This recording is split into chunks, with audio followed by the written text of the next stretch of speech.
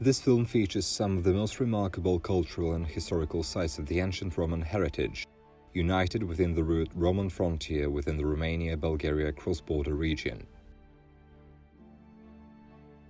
The backbone of the route winds along the lower Danube, which forms today a natural border between Romania and Bulgaria. The river, once called Danubius, was the northern border also of the Roman Empire, a powerful natural barrier. It served for protection and as a convenient trade route for providing supplies to the Roman legions. For its time, Rome was the political, economic, cultural, religious and military center of the world, and, thanks to the construction of consolidated infrastructure, one of the largest empires in the history of the world existed for more than 2000 years. Дунавския лимес. Лимес означава граница.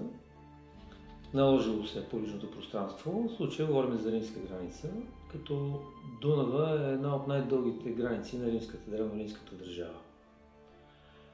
Включва 8 държави вече, включват части от този лимес, от тази дунавска граница. Знаете, наричаме Дунав европейската Амазонка. Тръгва от Бавария, от Анинген и стига до Черно море. Римляните оценяват отрано качеството на Дунав като една преграда. Те са иначе на 3 континента разположени като една огромна държава в Азия, в Африка и в Европа. Освен в Дунав използват като една преграда, която да спира нежелани нашествия или прониквания. Ефрат е също една такава граница, говорейки за Азия. The Roman limes had a strong symbolic value. The limes distinguished the great empire, a symbol of civilization and order, from the barbarians, a symbol of chaos, hazard, as well as material and spiritual poverty. During the existence of the Roman Empire, its limes were not permanently and continuously delineated. It served as a starting point for expanding into new territories with the purpose of generating new sources of income and for military campaigns. Its physical structure consisted of fortress walls, mounds, palisades, castella, castra and other types of forts. Bridges and front posts facilitated military operations and served as the basis for expansion. During the reign of Emperor Trajan, the limes of the Roman Empire reached its maximum length of more than 5,000 kilometers. It extended from the Atlantic coast of Scotland across Europe to the Black Sea, continuing onto the Red Sea, passing through North Africa and reaching the Atlantic Ocean. Out of all fortified borders of the Roman Empire, the most problematic were the ones along the River Rhine and the Danube as well as the eastern line. The northern border was the longest and most difficult to manage, therefore the Danube limes had a largely protective function. The Danube limes in Romania is 1,075 kilometers long and includes fortification systems, walls and earth, fortresses, towns and cities, settlements, structural elements of bridges and harbors. The Roman limes in the Bulgarian land is 471 kilometers long, with its westernmost point being the mouth of the Timok River and its easternmost point, the town of Silistra. The construction of the Danube limes began in the 1st century AD after the conquest of the Thracian lands lying between the Danube and the Balkan mountains, consisting of military camps, settlements, observation towers, and other facilities along the southern bank of the river. With the conquest of Dacia province, present-day Romania, the borders shifted to the north. The newly conquered territories were included in the province of Mysia. Favorable conditions were created for the development of agriculture, crafts and trade, as well as the urban planning in Mysia. In the late 3rd century, the rule of Rome in Dacia was overthrown. These events, as well as the invasions of the Goths, forced the central Roman power to take decisive measures in order to consolidate its Balkan territories. In connection with the administrative reform, the province of Dacia Ripensis was established, with its main city being Ratiaria, village of Archar. In the late 3rd, early 4th century, the Danubian limes was intensively restored and new strongholds were built at important strategic sites in the interior. The invasion of the Goths and the Huns in the last quarter of the 4th century brought destruction to most of the fortresses. The late Roman Empire began its decline by shrinking its borders, which were torn apart by barbarian tribes and later destroyed. Some of the ancient fortresses continued to exist also during the Middle Ages.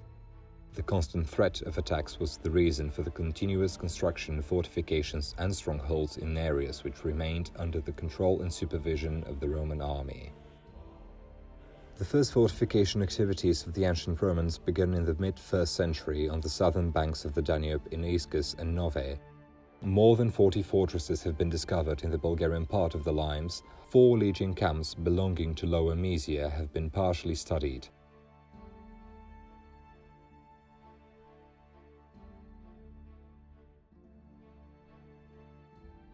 The organization of the road system in southeast Europe during the antiquity was the work of the Romans. It was the roads that glorified Rome and remained the longest-used facilities even after the decline of the empire. Dozens of Roman roads crossed the territory of the Romanian-Bulgaria cross-border region.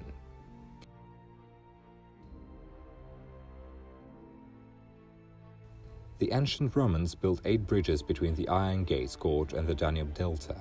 The most remarkable facility from this period was a bridge of stone and wood at Pontes Drobeta in Turnu Severin, built between 102 and 105. The bridge was used for a long time for commercial and military purposes until it was intentionally destroyed by the Romans in order to ensure better protection.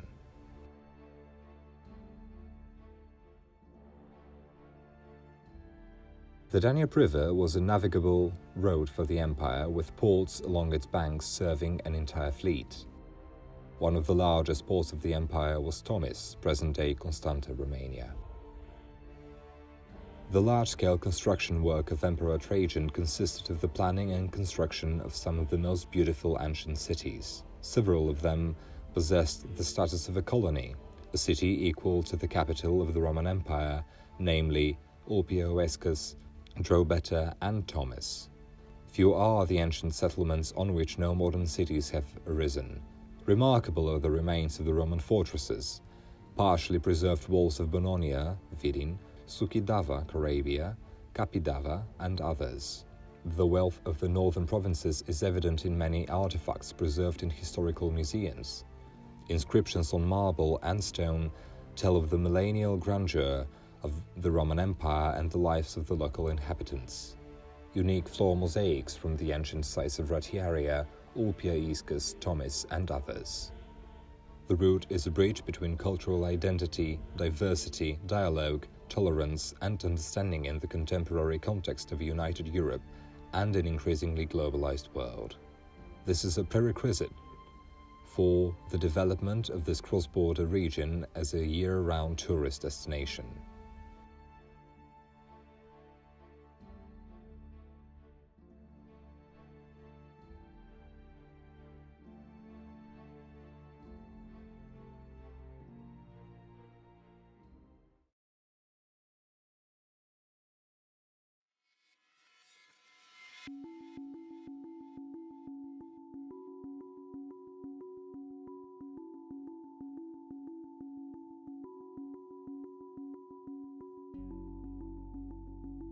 Bononia came to life in the late 1st, early 2nd century as a castle and road station of the Roman province of Mysia. It is located on the high right bank of the Danube. It is most likely that a military auxiliary troop building in the Danube road was deployed in this place.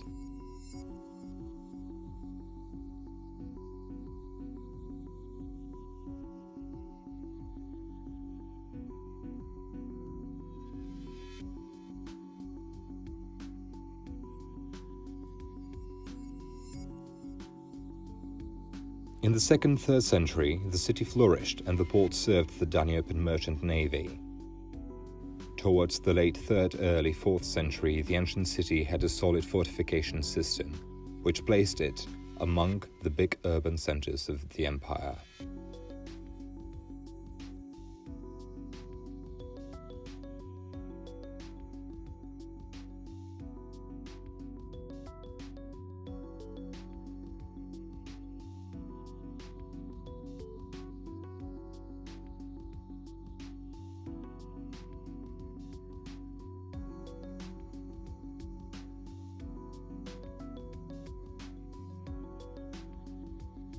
The city had a shape of a rectangle extending north-south with an area of about 20 hectares.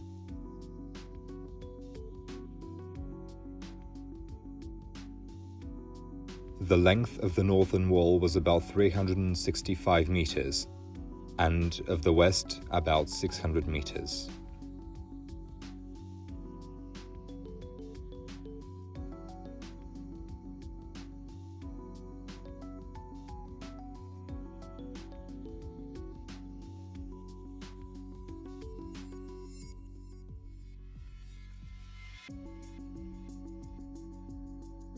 Archaeologists have uncovered 9 round towers with a diameter of 19 meters and wall thickness of 3.7 meters.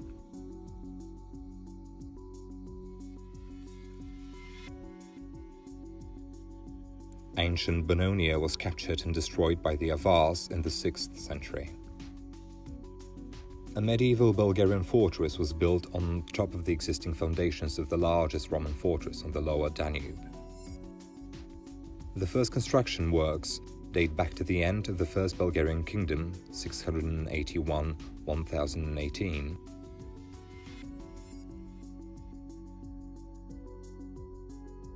The Vidin fortress was the most important fortification structure in northwest Bulgaria during the Second Bulgarian Kingdom. Bulgarian Tsar Ivan Stratimir carried out its biggest expansion when a significant number of internal walls and towers were built.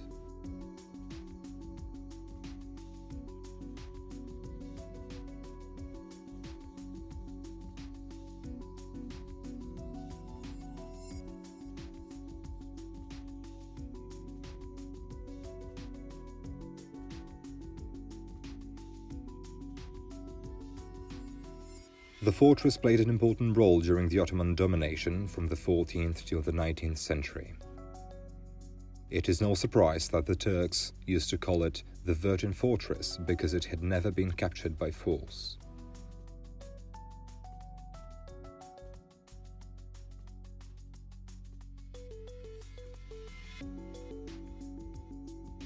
At the end of the 18th century, it was no longer used for defensive purposes, but functioned mainly as a weapons warehouse and a prison.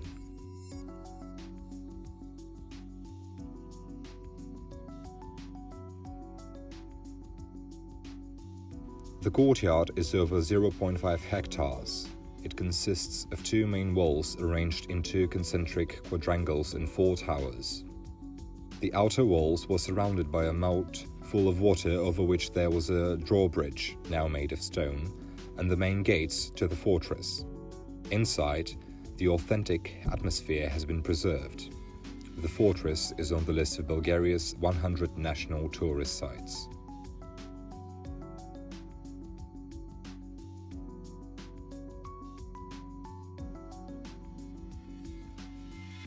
Today, it is the only fully preserved fortress in Bulgaria, better known as the Baba Vida Castle.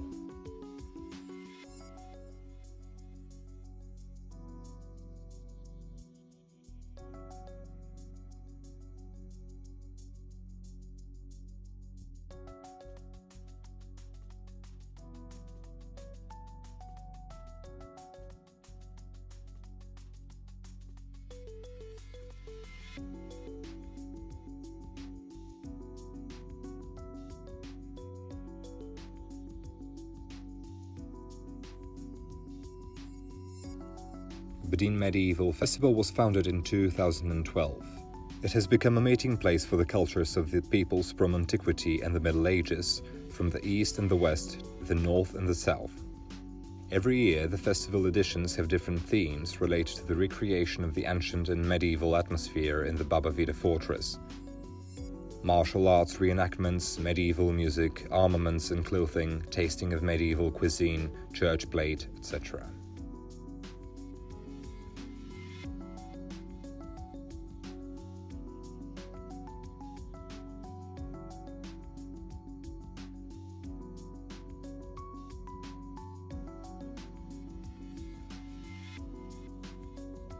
The Roman castle near Belogricic was built in the period 1st–3rd century to protect the road leading from the town of Retiaria to the interior of the empire. It was built on the highest terrace, and later medieval construction was built on it. In the immediate vicinity there was a citadel used as an observation point and for signaling.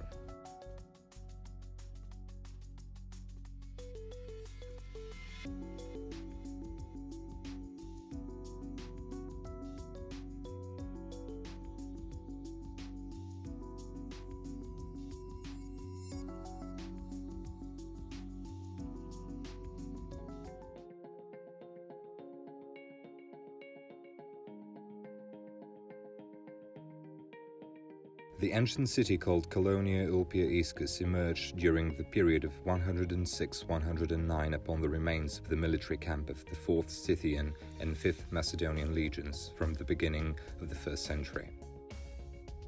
Many roads were then built to serve the army, administration and trade in the empire and beyond. The military camp was given the status of a colony after the glorious victory of Emperor Marcus Ulpius Trajan over the Dacians.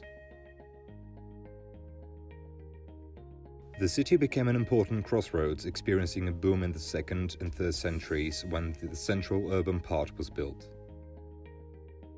Monumental civil and religious architecture thrived.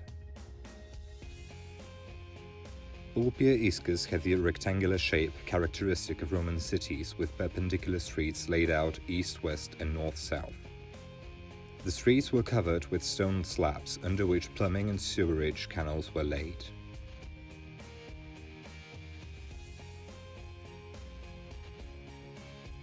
The city's entire area was 28 hectares.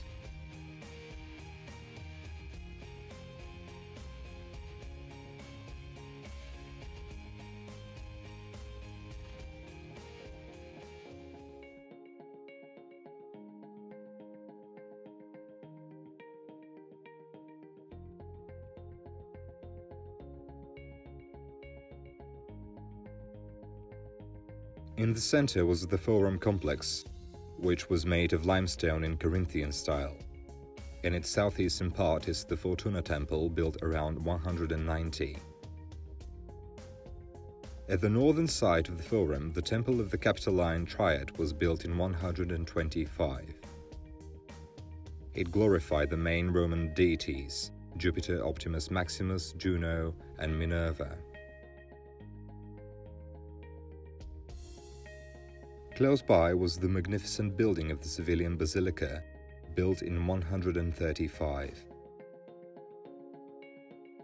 This was where the court proceedings, government and trade in the colony took place.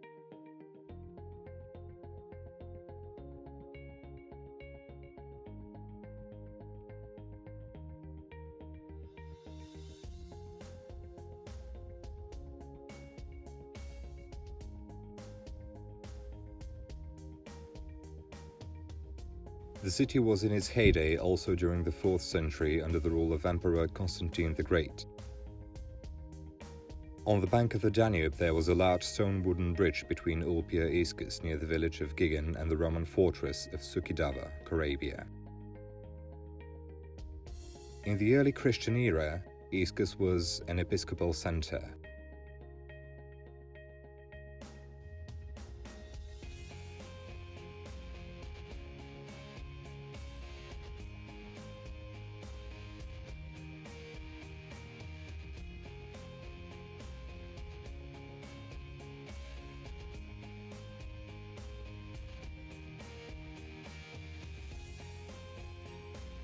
The period of the Great Migration of the peoples, 4th, 6th centuries, posed a new threat to the Roman Empire: barbaric invasions from the north.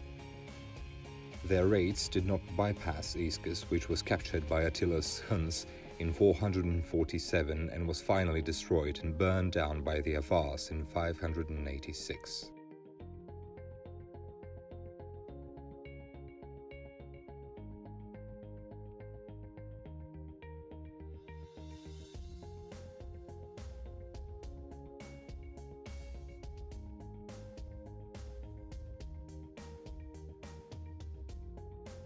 Life in Iscus continued until the Turkish invasions in the 14th century, as there was a medieval settlement existing on the remains of the ancient city. Olpia Iskus is now an archaeological reserve. Today, one can see remnants of streets, temples, a large civilian basilica. Archaeologists have also found a forum complex, temples of the Capitoline Triad, Jupiter, Juno, Minerva, public buildings, baths, etc.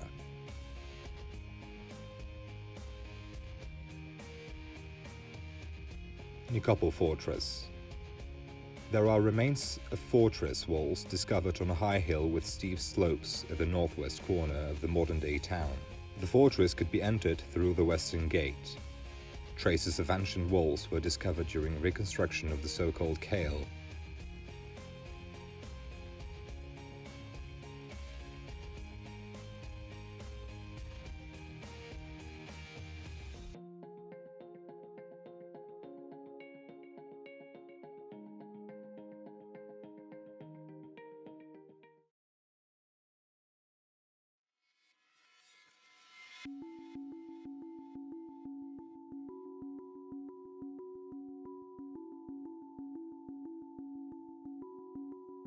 Dimum Castle dates back to the 1st century AD, and gradually, from an unfortified settlement, it grew into a fortified border camp. Traces of Thracian tribes inhabiting the area have been found nearby.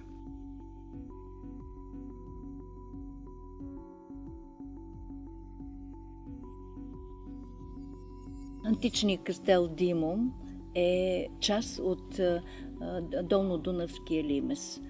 Още много рано, в началото на първи век, тук пристигат помощна войскова част и прави свой лагер, който се нарича кастел. Този ранен кастел все още ние не сме го открили. Той е бил каменно-землено-дървен, но има данни, че тук, на това място, освен кастел, имало и митница, защото Димум е на границата на Римската империя с васалното Тракийско царство. И всъщност това Тракийско царство е трябвало да плаща данък на Римската империя и тази митница е била свързана именно с тези първи такива фискални политики на Римската империя. Неговата история е много стара. Всъщност името, трябва да кажем откъде идва името на Димум. Това е от живялото тук тракийско племе Димензи и оттам наречен Димум. Димум всъщност е един кастел, който е бил в помощ на лагера на първи италийски легион, който е в Свищов, само на 14 км източно от Димум. И всъщност тук на тази територия са били организирани и построени и 5 крепости, които вероятно са били в помощ на легиона.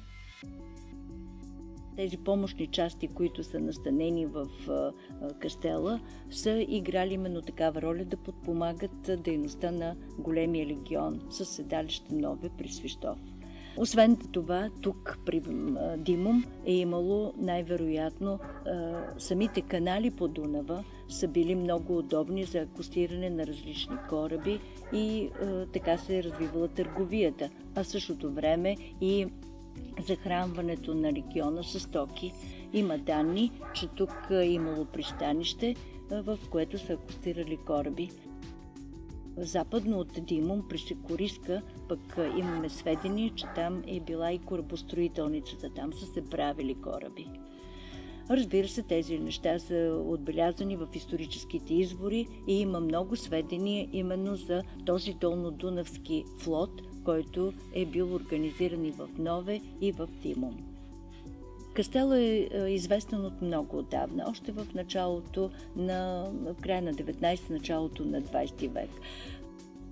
Мощните крепостни стени са стърчали дълго време над терена и са впечатлявали хората, особено тези, които са се занимавали с българските старини. Тук, където ние се намираме в момента, пред западната кула и крепостна стена, имаше улица, която извеждаше към Дунава. Част от самата крепост, от самата кула беше открита, но над нея имаше съвременни постройки. Чрез археологически разкопки тази кула се изчисти, разкри се крепостната стена, направи се проект, по което тя се възстанови и експонира и сега хората могат да придобият впечатление какво е представлявала тази крепост. Откритията в кастела за сега все още са само укрепителната система и малко повече проучена. Проучена е една голяма обществена сграда, Принципия, в центъра на крепостта. Разбира се, от планировката на самия кастел има още много какво да се проучва. Трябва да се разкрият помощните помещения, казармените помещения. Освен това, трябва да подчертая, че тук живота е продължил доста дълго време. От първи век от новата ера с малки прекъсвания до днес дори. Защото руините на късноантичния кастел се заселват варварски племена, след това идва периода на средновековието, тук е засвидетелствано селище от 9-11 век, като имаме монети дори от 13 век. Вече знаем по исторически данни, че в Белене и в Димон се заселват павликяните, които пък дават основата на съвременното Белене. Така че живота тук е доста дълго време на едно ограничено място продължил и чрез разкопки се възстановява тази историческа картина на селището. И има още доста какво да се разкрива.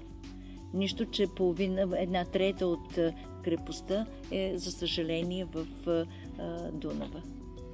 Самата сграда също е била много впечатляваща. Тези масивни пилони, като колони, които са носили вероятно втори етаж. Тя е била много монументална, за което говорят и самите останки на терена. Масивни зидове, масивни пилони, изградени от много големи каменни квадри.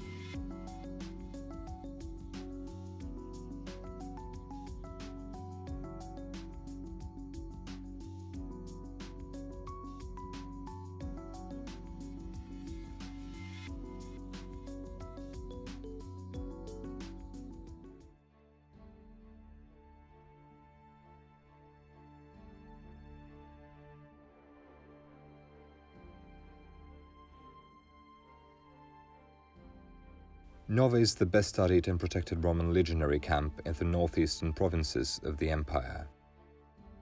It originated as the seat of the 8th Augustus Legion around 45 AD. A quarter of a century later, the 1st Italian Legion was stationed in the camp. The elite troop was made up of new recruits, each of whom was 6 Roman feet tall.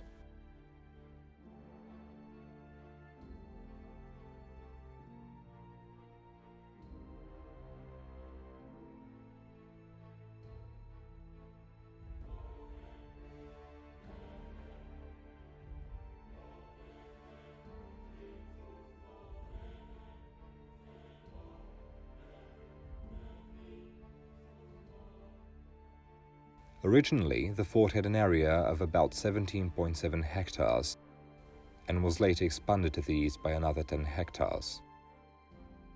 The camp had a rectangular shape measuring 485 meters at 365 meters and was built in immediate proximity to the high banks of the Danube.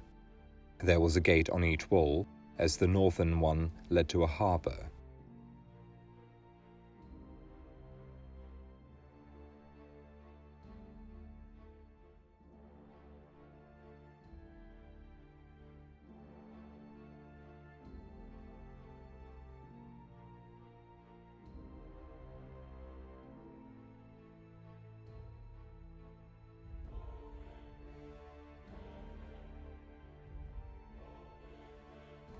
Behind the fortress walls were the legionary headquarters, the military hospital, the officers' homes, the legionary baths, the soldiers' barracks, the residence of the commander of the legion, and the barracks of the auxiliary troops. The civilian settlement was located outside the fortress walls. Nove was an important part of the Roman defense system. The camp was also visited by Roman emperors Trajan, Hadrian, and Caracalla.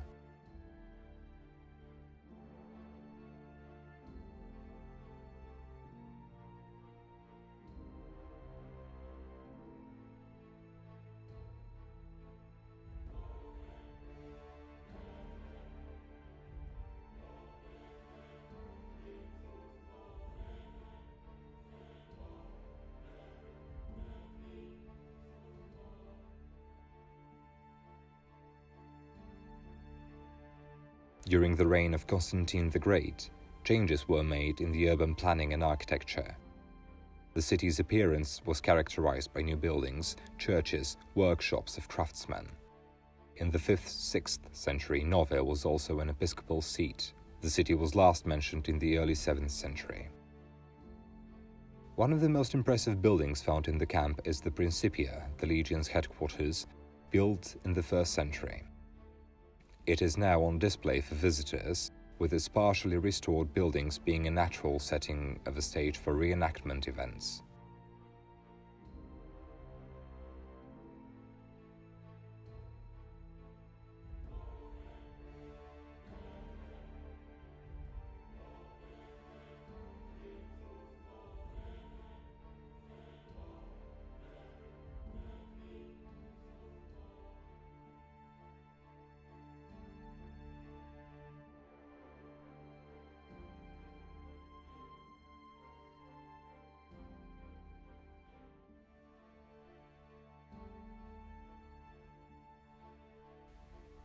The Valetudinarium, or military hospital, is located in the left front part of the camp and borders on the north with the inner street Via Segularis, which surrounds the entire camp.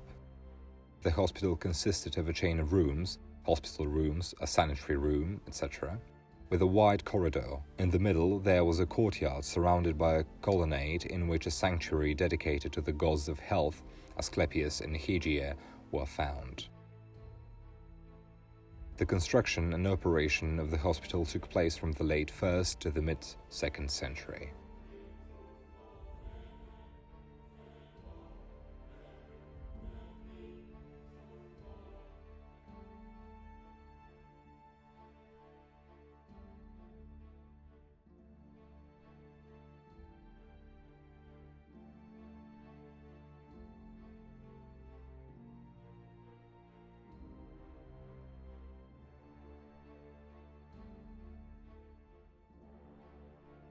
The passage from the homes of the Legion's senior officers has been studied in the western front part of the camp.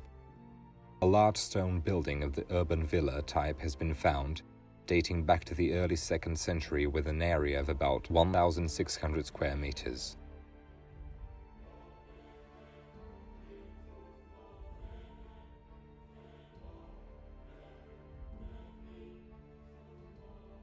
Some of the earliest finds in Nove were uncovered there, including coins, imported glass, and pottery vessels, bronze objects. The Legion's baths, or Thermae Legionis, occupied almost an entire neighborhood. They faced the west, according to the Roman custom that going to the baths should be done in the afternoon. In various parts, furnaces were found where the water was heated in copper pots, and hot air was released to the floor and wall heating systems.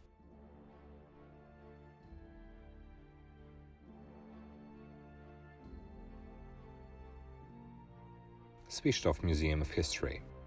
The archaeological exhibition is dedicated only to the Roman military camp and the early Byzantine town of Nove. Arranged on a thematic and chronological principle, it provides an insight into both the scope of the Roman expansion and the resemblances in everyday life and culture in the various provinces of the empire. In one of the halls, a special emphasis is laid on the museum's rich collections of hairpins and needles, bone and bronze ornaments, small bronze sculptures and coins.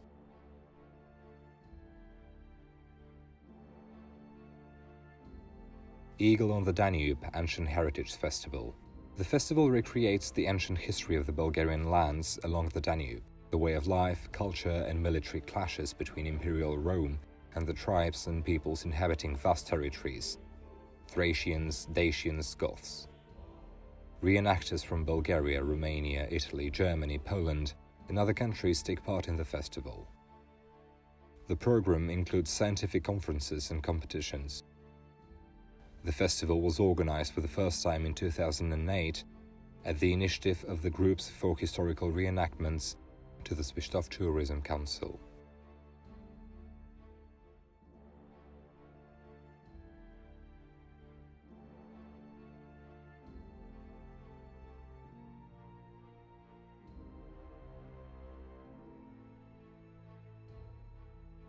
The city of Victory near the Danube, Nicopolis ad Istrum, was founded by Emperor Marcus Ulpius Trajan in honor of the end of the Dacian War in 106. The settlement was built on a slightly elevated plateau on the left bank of the Rusica River. The foundation of Nicopolis ad Istrum was hewn on Trajan's column located at San Marco Square in Rome.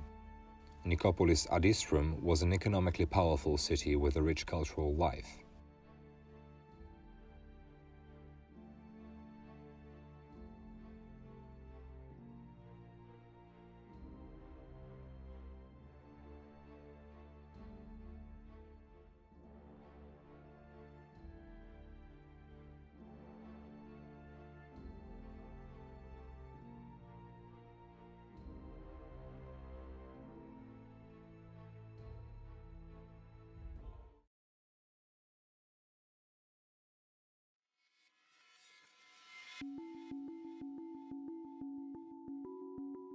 Sexaginta Prista is situated in the modern-day northwestern part of Russe, on a hillside close to the Danube banks.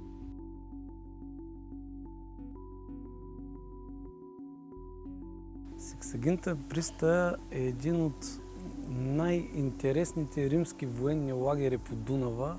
И това защо? Защото времето на възникване на Кастела, като такъв, средата на първи век, е свързано с завладяването от страна на римляните на територията до делтата на реката. Унищожението на Одриското царство и присъединяването на тези територии към провинция Мизия.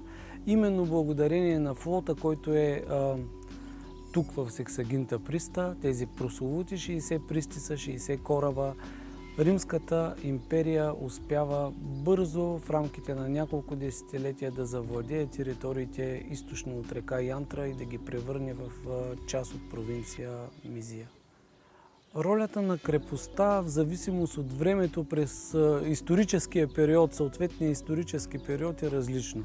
Ако в началото тя е един от най-важните военни центрове по долния Дунав, с течение на времето и изтеглянето на няколко от легионите, с образуването на провинция Дакия северно от река Дунав, ролята постепенно намалява и от един строго военен лагер започва да се превръща в едно цивилно селище, което в един период от време успява да добие някаква форма на градски права. Не случайно Клавдий Птолемей нарича града Пристеполис, т.е. град Приста. Варварските нашествия през различните периоди довежда до това, до загуба на население, до преструктуриране на войсковите гарнизони.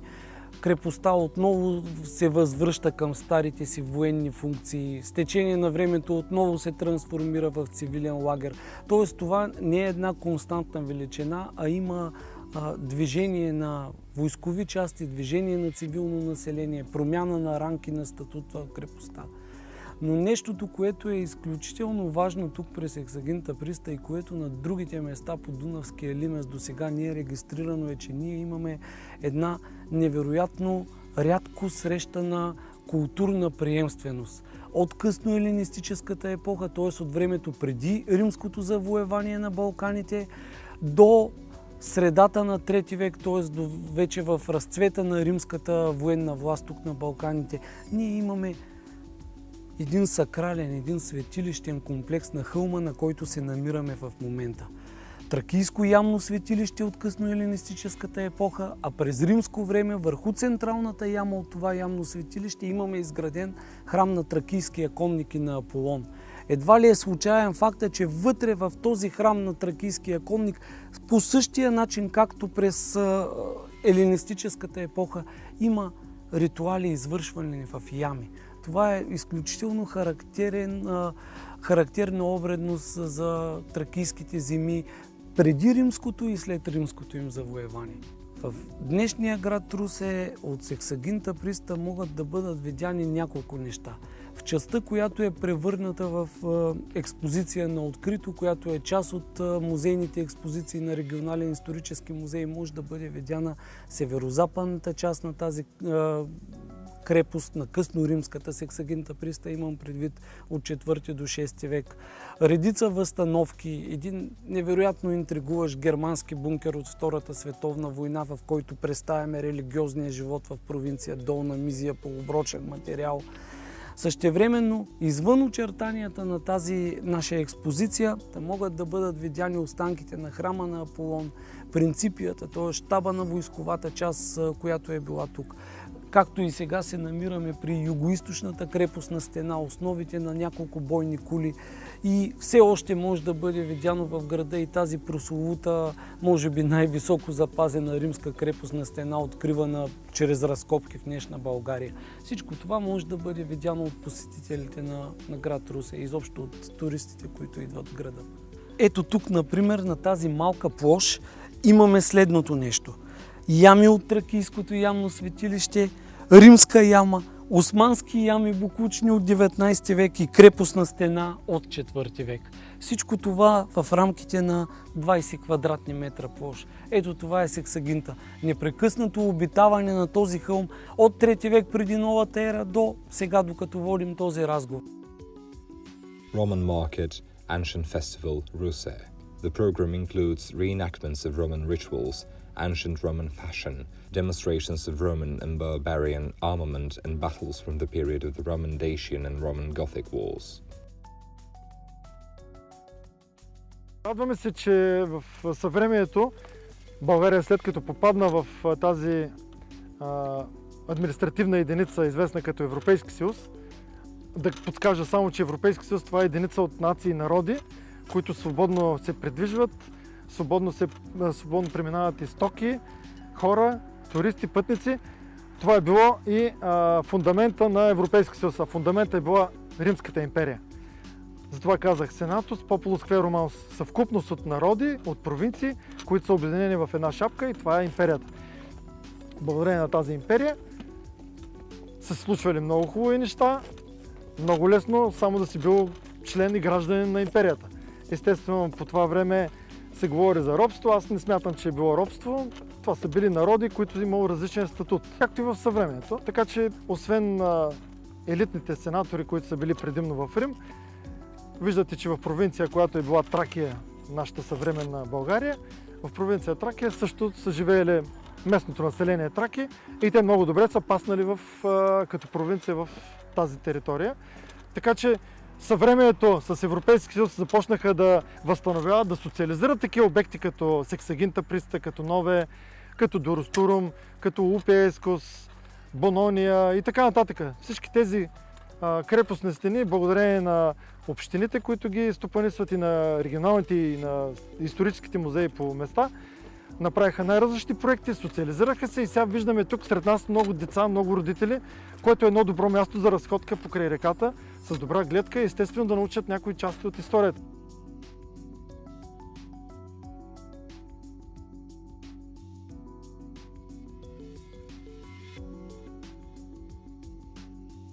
В днешно време Сексагинта Приста е изключително важна за представянето на римското наследство, на античното наследство изобщо, тук в Русе и в региона, защото само на 3 минути път от центъра ние имаме римска крепост. Това не се знаеше допреди 10 години. През 70-те години са първите разкопки, тогава са консервирани част от крепостните стени и 1/4 бойна кула, но всичко това остава далеч от погледа на тогавашните русенци. Не е било представено като важно, не е търсен път към това наследство. След 2005 година отново се възобновиха работите. Тогава се откри храм на Аполон с тракийския конник, откри се и принципията. Това е сърцето на една римска крепост. Там стои щабът на войсковата част, парите, разбира се, бойните знамена, божествата. Да кажем, че само 4 принципи в цяла България от всички проучвани римски места са открити и представени. Едно от тях е тук на Сексагинта Приста. От 2016 година Дунавският римски лимес в българската част е предложен за списъка на ЮНЕСКО. Той е в така наречения тентатив лист, в предварителният лист на световното културно наследство.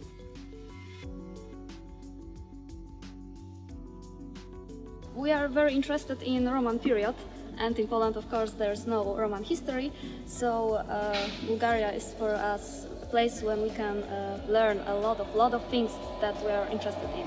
A lot of Roman period, and we are amazed because for the first time we could dig some Roman artifacts like amphoras and Roman coins, which is really lamps. It's so new for us because we know that only from the books. Yes, and here we can touch it's amazing. Learn from it. Okay, so I think the excavation by Roman period is really great idea for everyone who starts studying archaeology.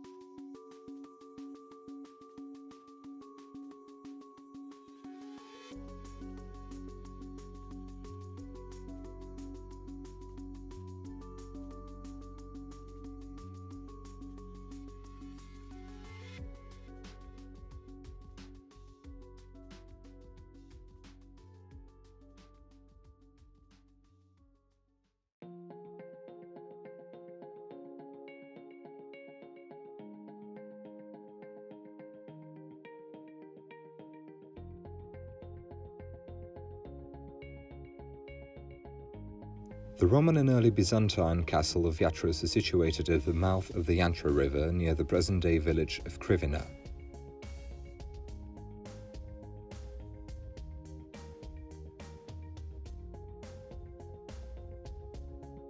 In 270–275, under the pressure of the barbarian tribes advancing from the north and northeast, the Romans were forced to leave Dacia province, located north of the Danube. Thus, the lower reaches of the river again turned into imperial boundaries. For their effective protection, large-scale construction of fortresses begun.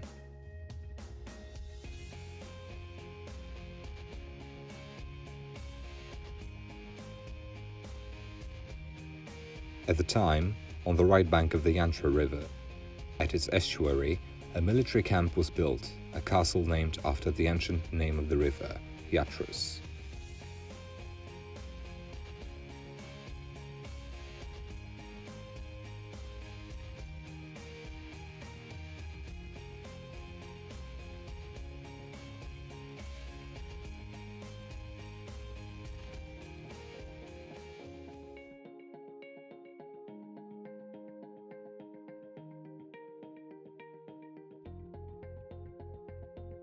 Yatros occupied an area of nearly 3 hectares. The place is naturally protected by steep slopes from the north and northeast. The fortress follows the outline of the hill, which also determines its irregular shape. The width of the fortress wall in the separate sectors was 3.5 meters, and its presumed height was 10 meters.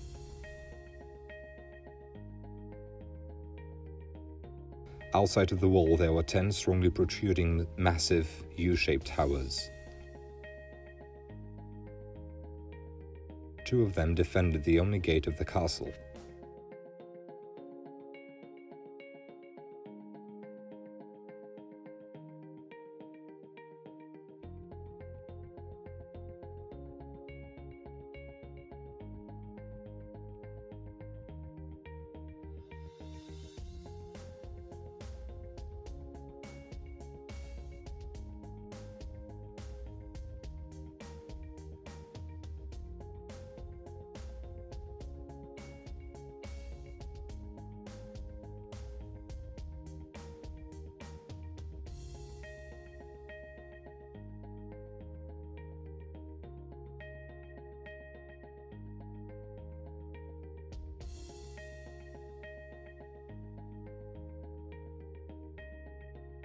Казвам се Румен Григоров, кмет на село Кривина, община Ценово, област Русе. В момента се намираме на римско селище Ятрос, което съществува от 4-3 век преди Христа. Селището е населявано от траки, 4-3-2 век преди Христа. Многократно е опожаряван, намирани са много антични предмети от бита и културата на траките. След това кастелът Ятрос е ползван като римско укрепително съоръжение, в което са съхранявали голямо количество храна за войниците и за военни подразделения и са обслужвали града Нове до Свищов.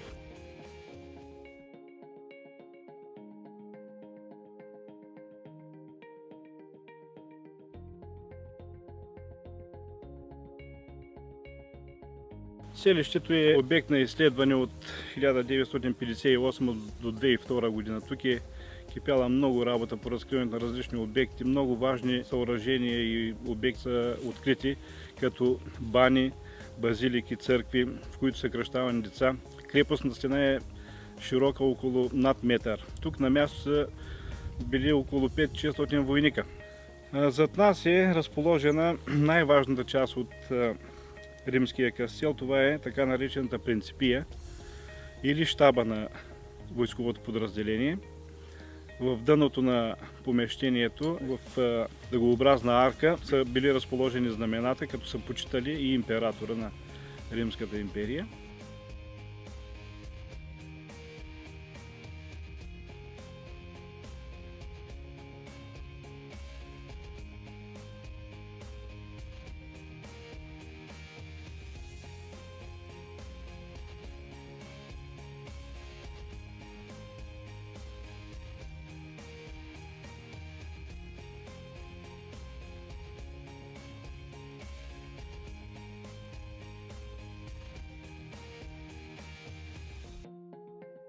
The settlement functioned together with a road station in the 2nd, 3rd century. Yatras survived until the 7th century, when it was destroyed by the Slavs, Avars and Proto-Bulgarians advancing from the north.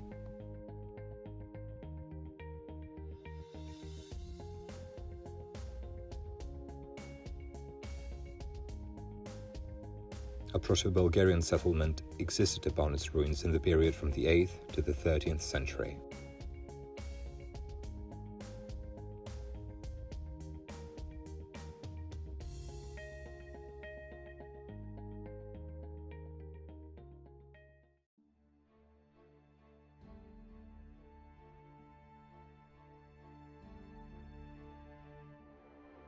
In the course of 6 centuries, from the 1st to the 6th century, the ancient settlement and fortress of Transmariska, located on the territory of the modern-day town of Tutrakan, played an important role in the defense and functioning of the Roman and early Byzantine lines. Transmariska came to life at the end of the first half of the 1st century AD. With the arrival of the first Thracian-Syrian cohort in the 2nd century AD, Transmariska became an integral part of the Roman defense of the lower Danube. In the 2nd and 3rd centuries, Transmariska retained its character, a camp of a not large military unit and a civilian settlement benefiting from the river's transport capabilities, the ancient road along the limes and the favorable economic conditions of the area. The end of the 3rd century marked the beginning of a new development of the fortification system and the role of Transmariska in the defense of the limes.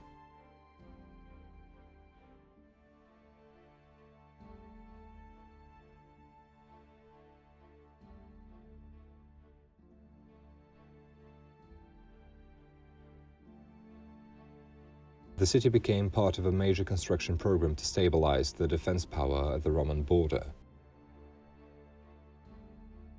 Emperor Diocletian personally visited Transmariska in 294, as an inscription has been preserved testifying to this, in which the fortress was called a Presidium.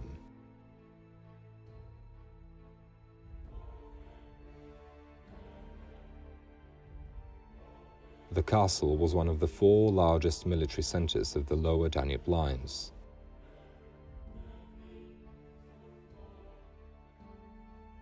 Here resided the prefect of the second part of the 11th Claudius Legion. Under his command were 5 cohorts of the legion. With them he controlled the riverbank from the village of Rjahovo to the village of Dolno Rjahovo. Later in the 5th and 6th centuries, Transmariska was an episcopal center.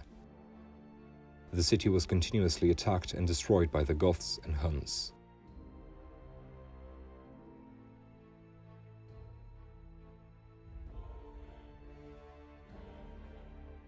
The ancient settlement was ruined in the early 7th century as a result of barbarian invasions. The Roman and Byzantine fortress, located under the modern-day city, had an area of 65 dekas.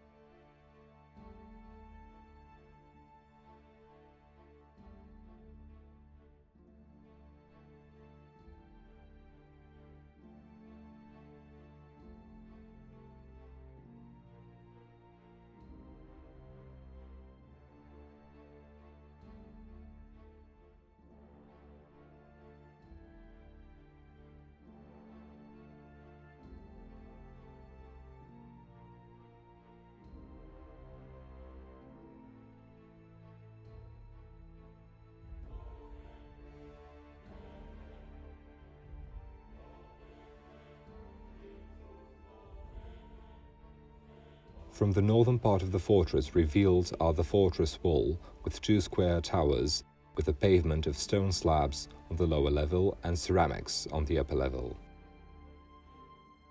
The wall had a gate in the middle between the towers and a postern gate in the eastern tower.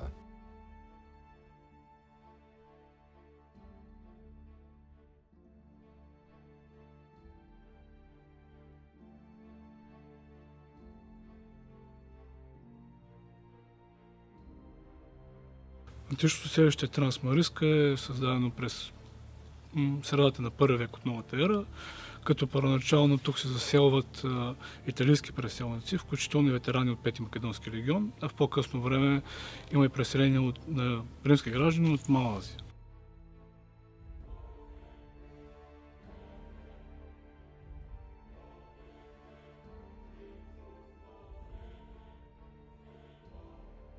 Селището е един от основните военни пунктове на провинция Долна Мизия, като тук резидира префектът на втора част на 11-ти Коев легион, комуто са подчинени 5 от легионните кохорти.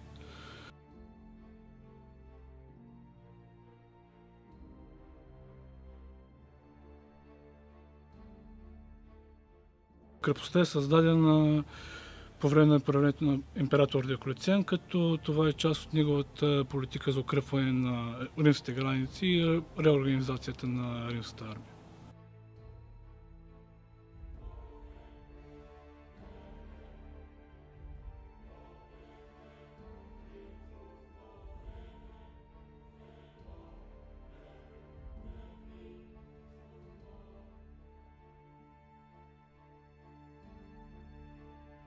This is one of the biggest summer events in the Bulgarian section of the Danube.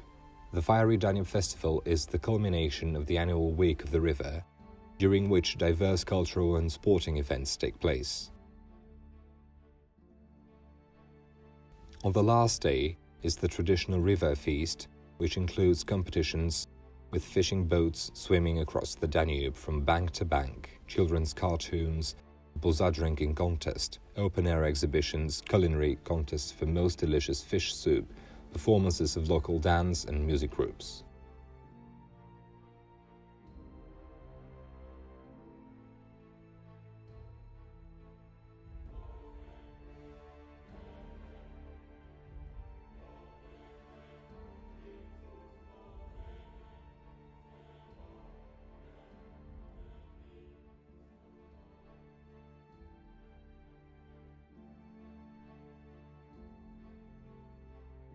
The archaeological exhibition of the Tuturcan Museum of History presents findings from the 5th century BC, Thracian pottery, artifacts from the ancient fortress of Transmariska.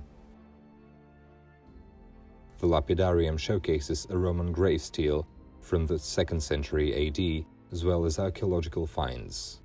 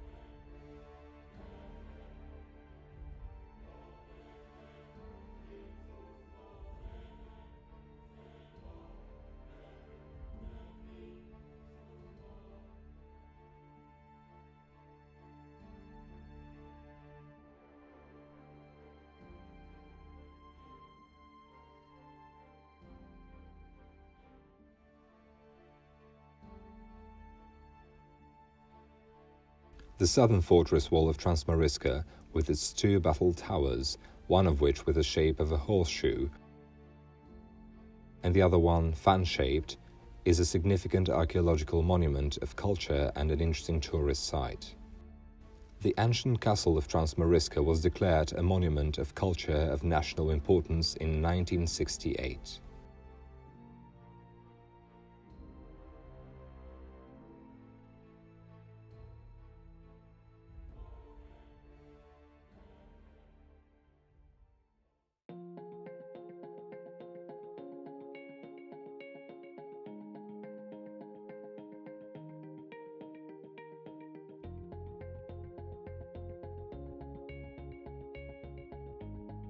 The first written evidence of the ancient city of Durostorum is found in the order of Emperor Trajan of 106 regarding the transfer of the 11 Claudius Legion from Pannonia to Durostorum. This shows that the city had already existed as a strong fortress. For nearly 3 centuries, this legion served as a striking force against the barbaric tribes invading from the north.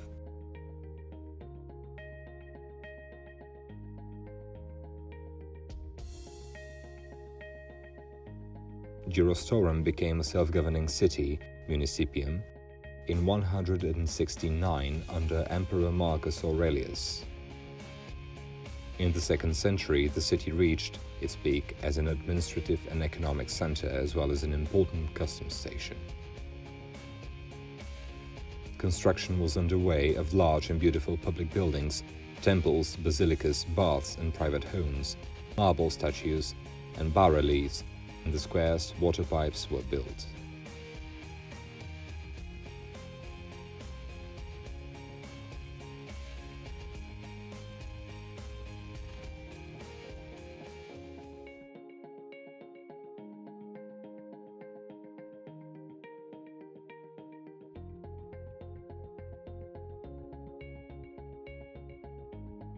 In 238, the Carpi captured the city, robbed it, and took its inhabitants into slavery. Durostorum was ruined for the first time. In the late 3rd, early 4th century, a castle was built, which, with the existing legionary camp, constituted a second defensive belt.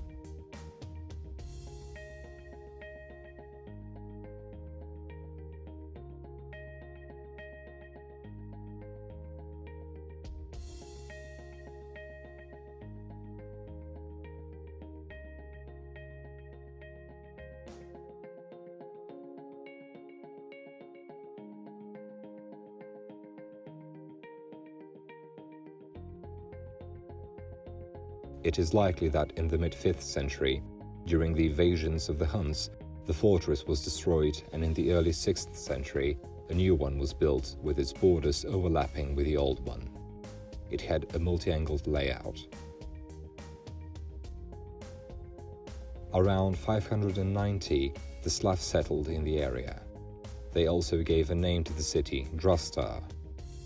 The city was rich and prosperous. At the fortress, walls 4 solid, triangular and 4 pentagonal towers located 12 meters from each other have been revealed. The wall foundations, 3 meter deep and 3.80 to 3.90 meter wide, were built of small and medium-sized semi-worked stones and cyclopean blocks arranged in precise horizontal rows.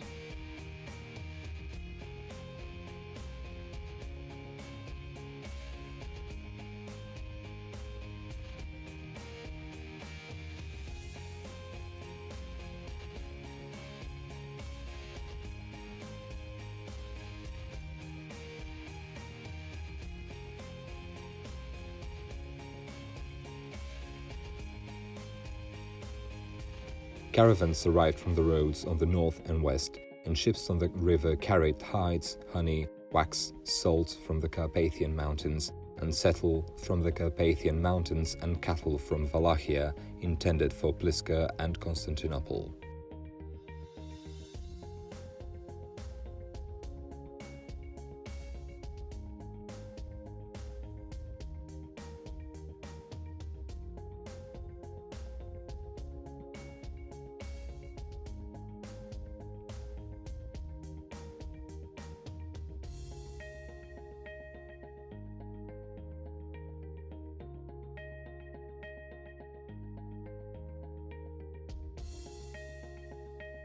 The binding material was lime, river-coarse sand, and crushed building ceramics. Only the northern fortress wall was built entirely of stone and had no towers. On the southern wall, an early gate from the 4th century has been discovered, flanked by 2 almond-shaped towers. The construction was very solid, thanks to which the castle existed and was used until the beginning of the 19th century, when it was destroyed during the Russo-Turkish War. The city played an important role also over the coming centuries. As the old seat of a bishop, it has been recognized as the first among the episcopal cities of Bulgaria. In the 12th century, it was a metropolitan center.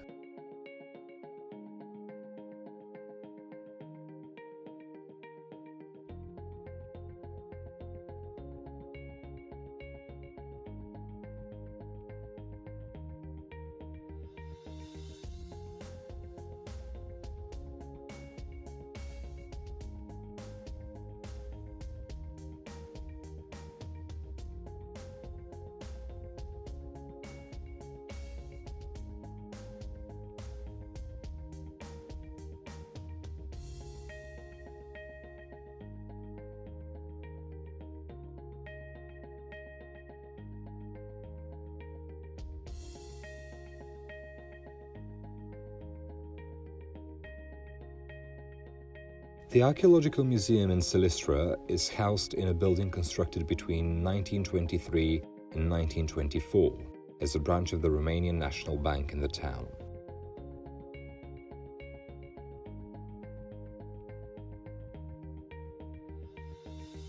The exhibitions cover an area of 400 square meters and feature artifacts from the prehistoric, ancient and medieval period. Among the most valuable exhibits are the Roman stone sundial, the most impressive one ever discovered in Bulgarian lands, a gold ring from the 3rd century, a column with the name of Khan Motak, seals of Bulgarian and Byzantine rulers, golden jewels from the time of the Drasta fortress, and others.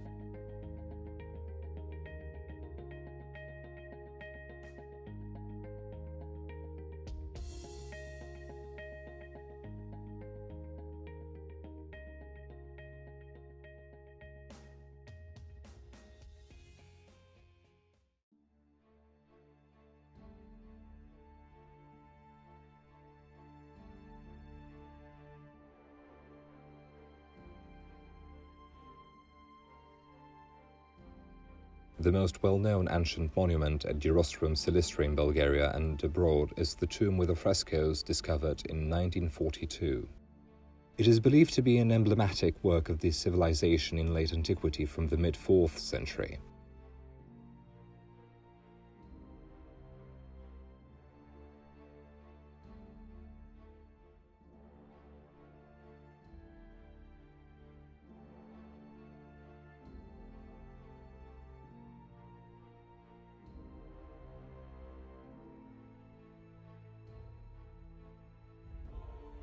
The tomb has a rectangular tomb chamber and semi-cylindrical arches.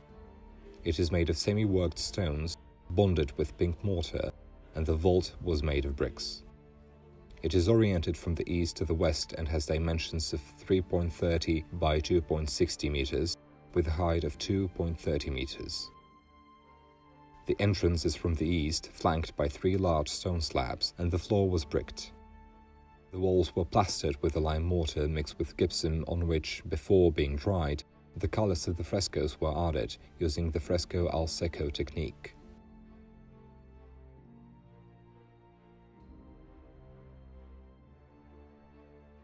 The rich mural decorations, geometric, animal and human figures, hunting scenes, a family couple and their servants bear the distinctive features of the Constantine age, and one can feel the style of a gifted painter coming from the eastern provinces of the empire, possibly Egypt or Syria. Probably the owner left the city during the Gothic invasion at the end of the 4th century, which is why the tomb was not used for its original purpose.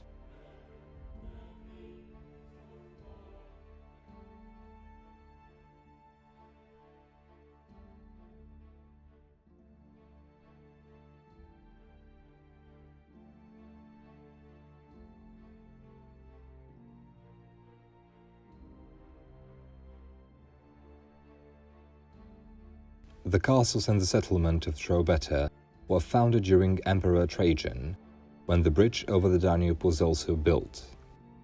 They functioned until 602, when the Avars destroyed the Roman settlements north of the Danube. In 126, Emperor Hadrian gave the camp the rank of municipium. Under Septimius Severus, he acquires the rank of colony with an area of about 60 hectares and a population of about 40,000 inhabitants. The carp attacks between 245 and 247 led to significant destruction, then repaired. From the time of Justinian dates back to the last restoration of the castle after the Huns attacks will be called Theodora.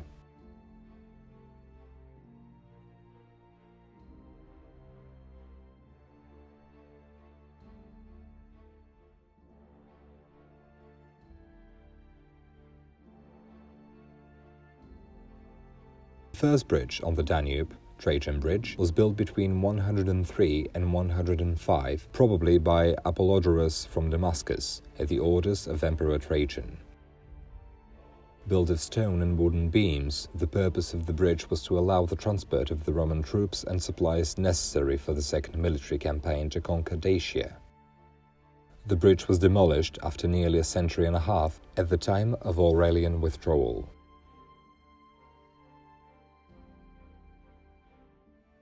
Today, a single pillar is visible on the Romanian Danube bank near the Drobeta Roman castrum. The pylon is an integral part of the archaeological park administered by the Iron Gate Region Museum. Museum of the Iron Gates region is situated in the immediate vicinity of the Roman castles. The museum, whose dates have been laid since 1912, houses an important collection of artifacts including a Roman lapidarium. Besides, 3 of the 9 rooms of the History Archaeology section are dedicated to the Roman age, namely the Dacian Roman Wars, the Roman antique monuments, and the spiritual life in the ancient Drobeta settlement.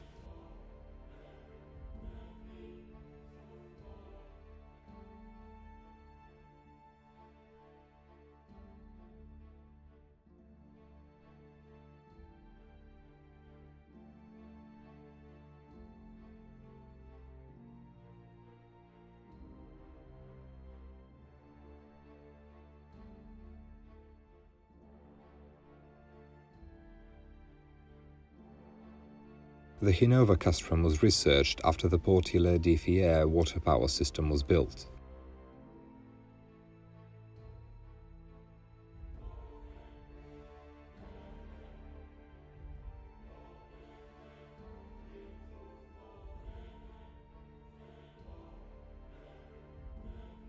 A treasure of Thracian jewels was discovered here in 1980, including 9,639 gold items, and weighing almost 5 kilos.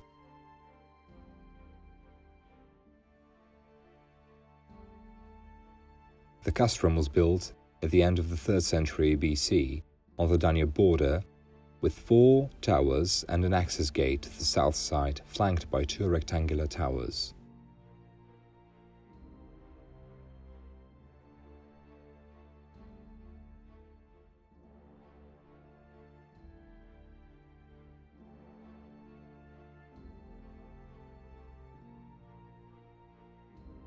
The fortress was destroyed in 378–379, then remade, and it lasted until the beginning of the 5th century.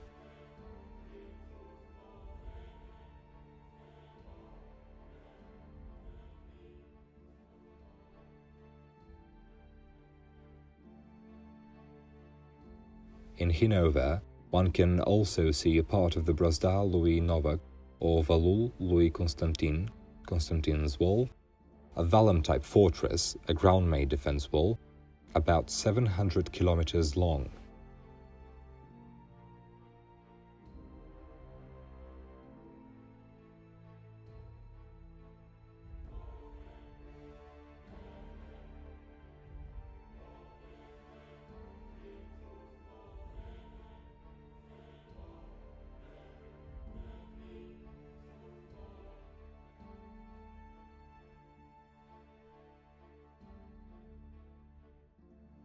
This defensive line crossed the territory to the south of the southern Carpathians, from Drobeta to the castrum in Pietroasele.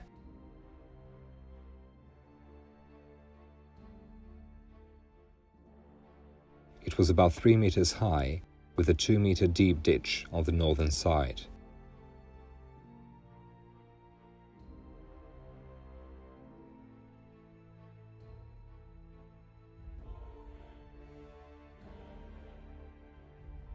The defense wall defended the territories from the south, and it seems to have been built during the reign of Constantine the Great in the 4th century AD.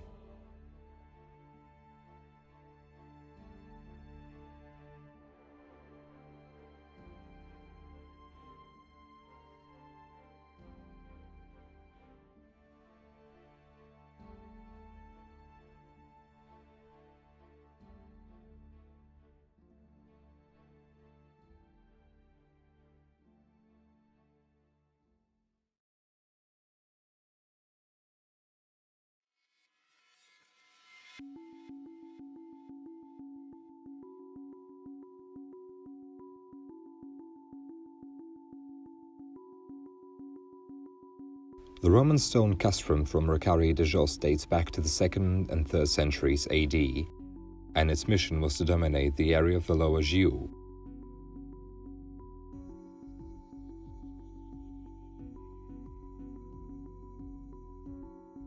During those times, a civil settlement developed around it, estimated to have about 40 hectares.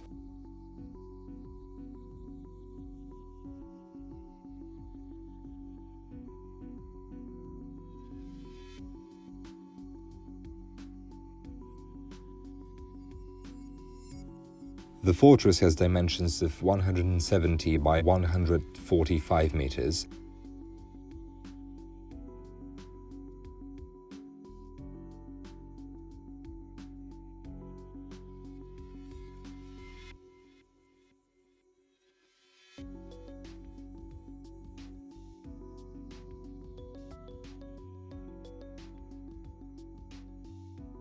A military unit of riders, numerus maurorum, approximately 500 people coming from North Africa, was stationed here.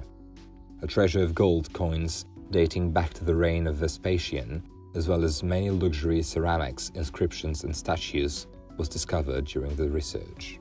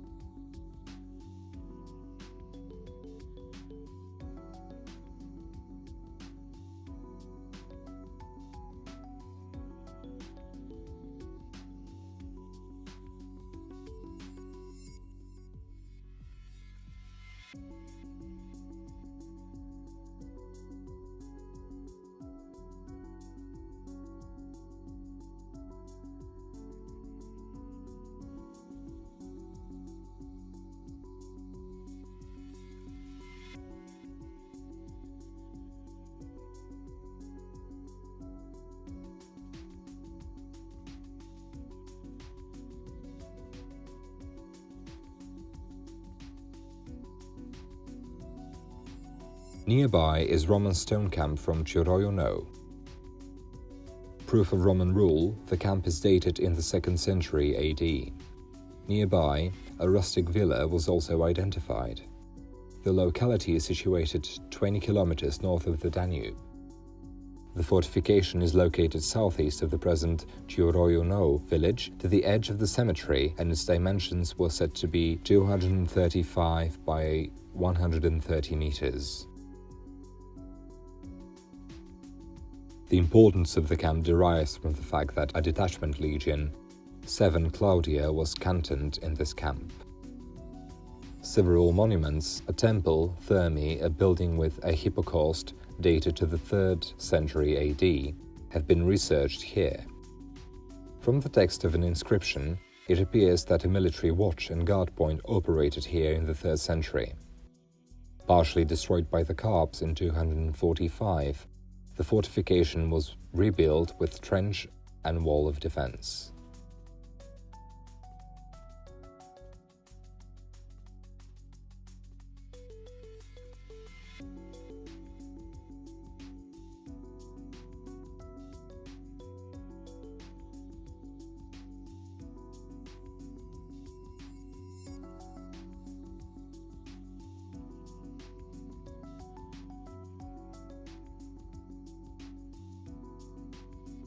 The Oltenia Museum is founded in 1915 as the Ethnography and Antiquities Museum of Oltenia, in a building erected in 1905, and the Archaeology Department was created in 1926.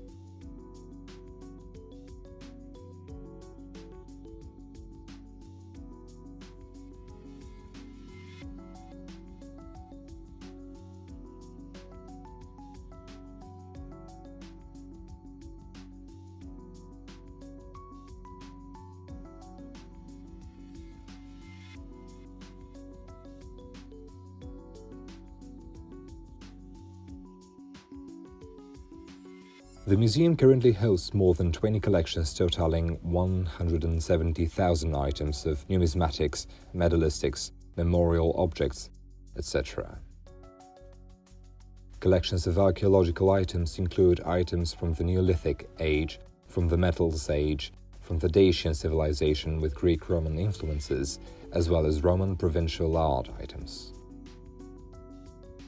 The numismatic collections includes the Roman Republican treasures of Ticleni, Gorj, Farcasele, Olt, Isalnita and Cana, Dolj, the Roman imperial treasures of Barca, Galicia Mare, Tunarii Veci, Slavenii, Dolj, Leurda, Gorj, Butuiesti, Mehedinti.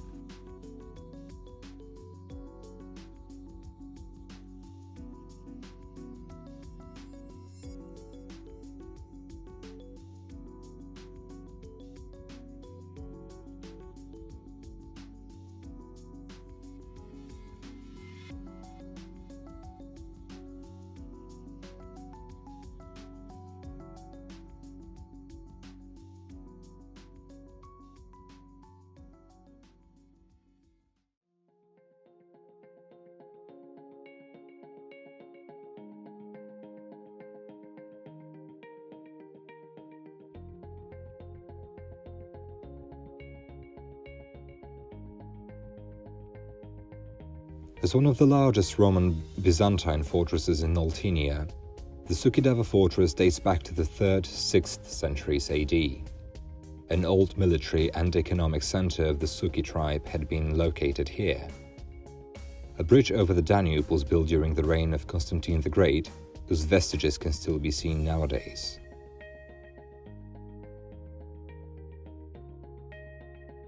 After the destruction caused by the Huns' invasions, the fortress is remade during the reign of Justinian, during 527 and 535.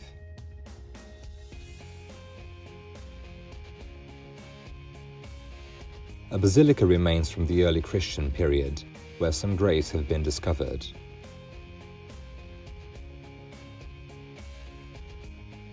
A special installation is the 18-meter deep well. Vestiges included in the fortress visit circuit. The tell-shaped settlement, with 11 phases of inhabitation, vestiges of the Ghetto Dacian inhabitants. The Roman well of the 2nd century AD, the Roman Byzantine fortress, the portal of Constantine the Great's bridge over the Danube, the West Gate, the building from the 4th–5th centuries, the building with the Hippocaust, the Secret Well, 6th century, the Paleo-Byzantine Basilica, the tower pillar of Constantine's Passerelle.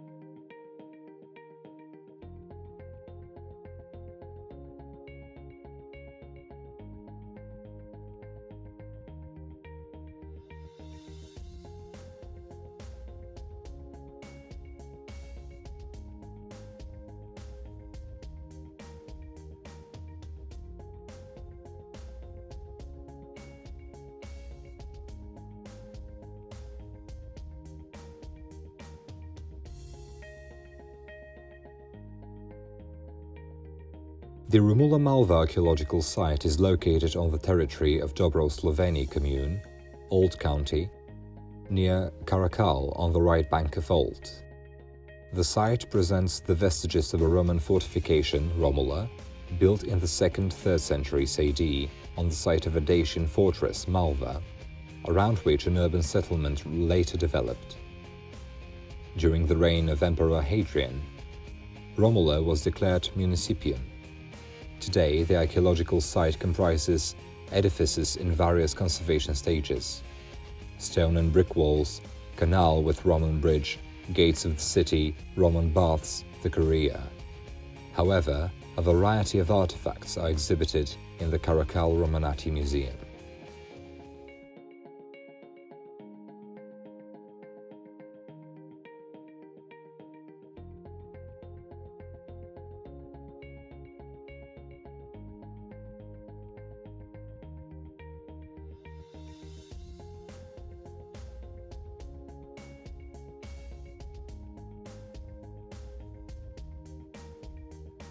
The bridge built during the first Christian emperor, inaugurated in the summer of 328, stretched over a length of 2,437.5 meters, considered one of the longest bridges in antiquity. Its lifespan was small until the end of the 4th century, but it had the role of uniting the Roman territories from the north and the south of the Danube. The ruins of the Roman bridge are about 40 meters north of the bank of the Danube. The most well-preserved northern portal had the role of saw-picking, being built on a platform made of irregularly cut stone bound with mortar.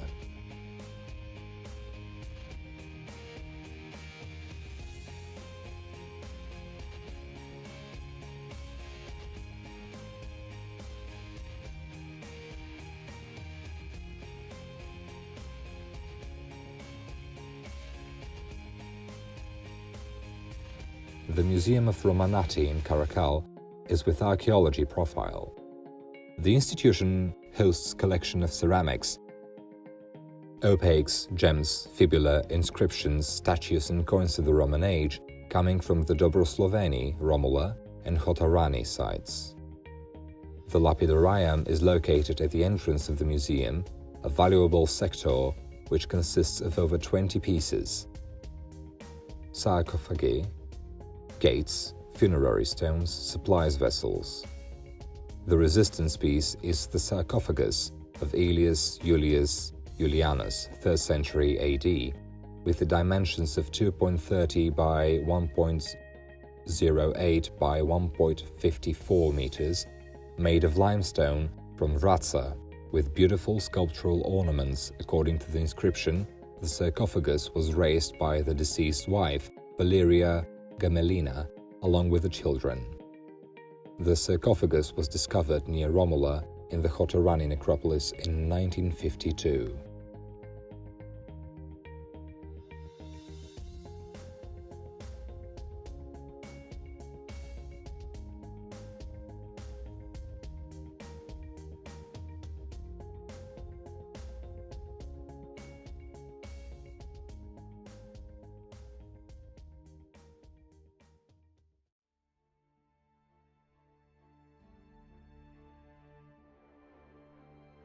The Thomist colony was established as an emporium, trade exchange center, in the 6th century BC on the western seaside of Pontus Euxinus.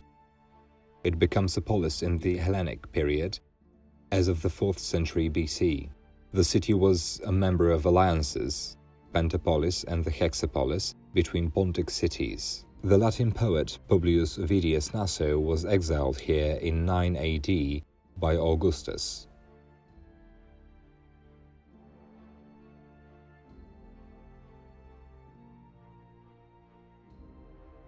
Tomis became an important Christian center too. We know about a list of bishops beginning with the 4th century AD, bishops which were also participating in the gatherings, in the meetings of the early Christian church in different places in Asia Minor especially. During the reign of the Diocletian, between 284 and 305, Tomis becomes the capital of the Lower Mysia province. 7 early Christian basilicas are known here so far. Port facilities developed, the issue of potable water was solved, monuments were built. Ancient monuments are currently valorized, such as the Roman building with a mosaic, the citadel's agora, an ancient neighborhood, the Thermae, the Roman-Byzantine inner wall of the 4th and 6th centuries AD. The Museum of National History and Archaeology Constanza dates back to 1977. It exhibits pieces of prehistoric, Greek, Roman, Byzantine and medieval archaeology.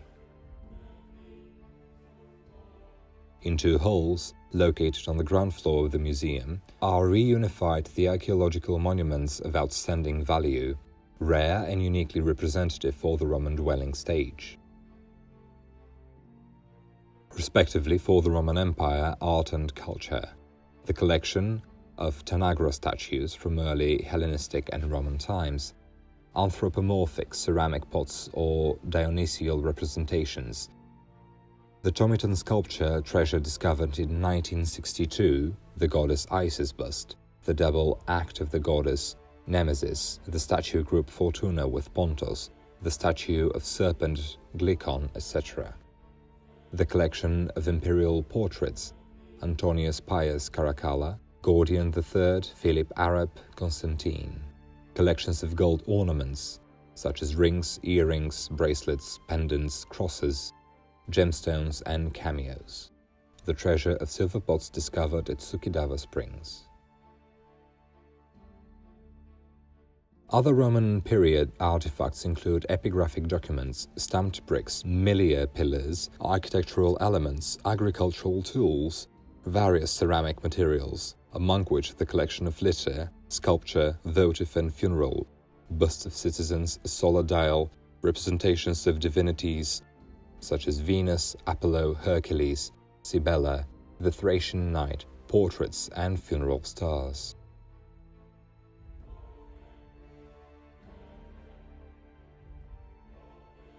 The Roman edifice with mosaic was probably built at the end of the 2nd century AD and later enlarged and amplified.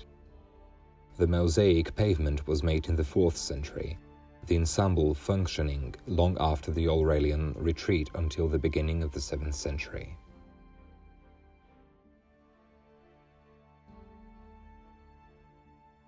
From the initial pavement, a portion of about 850 square meters was preserved.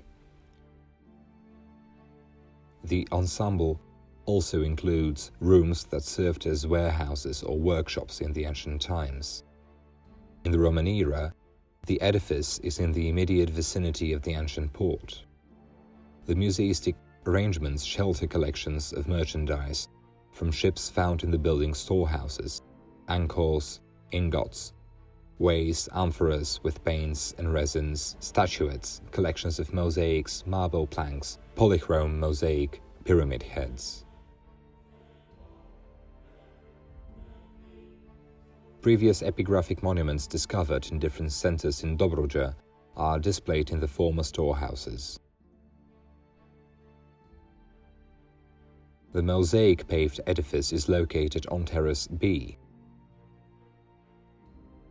A portion of 850 square meters has been preserved from the pavement. Terrace A represents the level of ancient dwelling, and Terrace C is the level of halls, 11 rooms with vaulted ceilings. At the same level, along the edifice, there is a number of rooms that served as workshops. Terrace D is the level of other warehouses for storing goods, right in front of the ancient harbor quays. They are currently below sea level.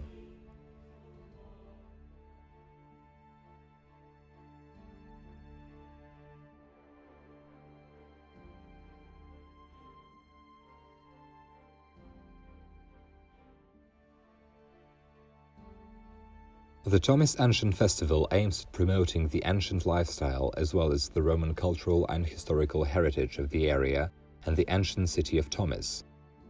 Visitors can partake in diverse activities related to ancient arts and crafts, pottery-making workshops, metalworking, and can also get acquainted with ancient textiles and clothing, gastronomy, military equipment, leather.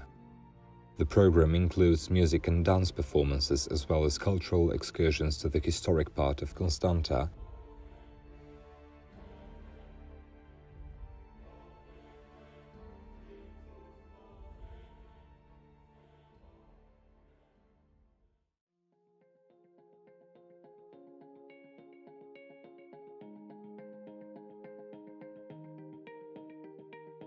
The museum complex of Adamklisi includes the Roman fortress, the museum and the triumphal monument. The fortress was founded after the wars of Dacia's conquest by Trajan were completed. Adamklisi, which in translation means the church of men in Turkish, is a place where one of the most important battles between the Romans, led by Emperor Trajan, and the local population, the Dacians, took place. So after these wars between the Romans and the local Dacians, let's say, the population living north of the Danube, after these wars, an important monument was built here, which can be seen today. It is the largest monument in the eastern part of the Roman Empire, especially because here a lot of Romans have left their lives in these battles, fierce battles taking place. The Romans wanted to conquer Dacia, this area north of the Danube, because of its gold, its agricultural products which could be grown here, and so on and so on. This is why these wars in 101, 102, 105, 106 took place north of the Danube, in the center of the Dacian state, in Sarmiseș-Ghetusa. This was the capital of the Dacian state here, led by Decebalus, the Dacian king. Trajan wanted to conquer this area, so battles were fought not only near Drobeta, upstream the Danube, but also here in this area, which already was a Roman province at that time of the beginning of the 2nd century AD. It was strategic, let's say, move of the Dacian king to attack an already existing Roman province to ease the pressure on the center of his state. So he got his allies to attack Mysia, this area here at the lower Danube. So Trajan had to confront this alliance of the Dacian king. So important battles during these wars were fought here in Dobruja, not only here in Adamklisi, ancient Tropeon Traiani, but also in Nicopolis at Istru, in the Bulgarian part of Dobruja, south of the Danube. The monument was built between 106, 109 AD, in the same time when in Rome Trajan's column was built, a column depicting the wars between the Dacians and the Romans, which led to foundation of the new province, Dacia. Coming back to Adamklisi, near the monument there was a city founded by Trajan and named after monument which was built at that time there. It is Tropeum Traiani, today's Adamklisi, a city which developed as an important economic center too, because it was placed just in the middle of this province, linking the ways, the roads leading from the north to the south, to the center of the province, and from east to west. This is why the city became a municipium, a municipality, second century AD, and of course many exchanges took place here between the population living here in this area and tradesmen who came here to sell their products. Adam Klisi also has a museum in which the original parts of the monument are sheltered. I must stress that these original parts are recovered to a percentage of about 80%. This is why we can now see the restitution of the monument on the place where it was built initially. Of course, the museum also shelters a lot of artifacts which were discovered here in this area.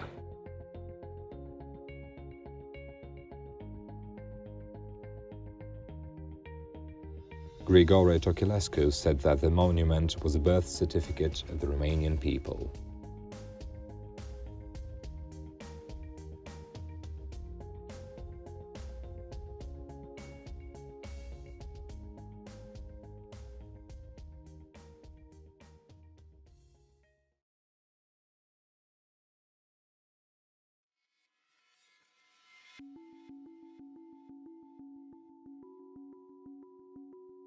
The Capidava fortress is located on the right shore of the Danube, between Topalu and Dunărea.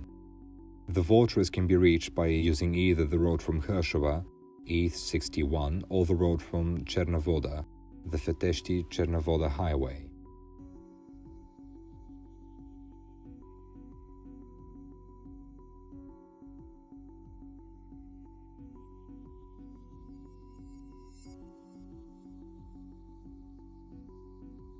Research began here from the third decade of the 20th century. The fortress has dimensions of 127 by 105 meters, and the fairly well-preserved walls include 7 towers of various shapes. The main gate is on the southeast side. The gate communicating with the citadel's port is on the southwest side.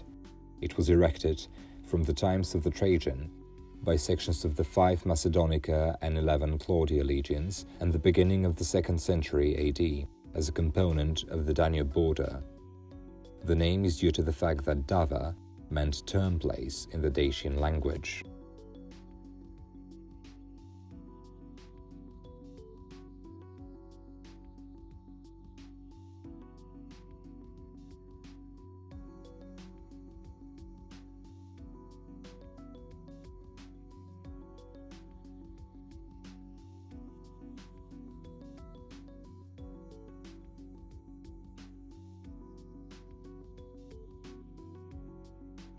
So Capidava is one of the most important bases of the Roman army along the Danube. It is a city built on a hill overlooking the entire area of the Danube in that region.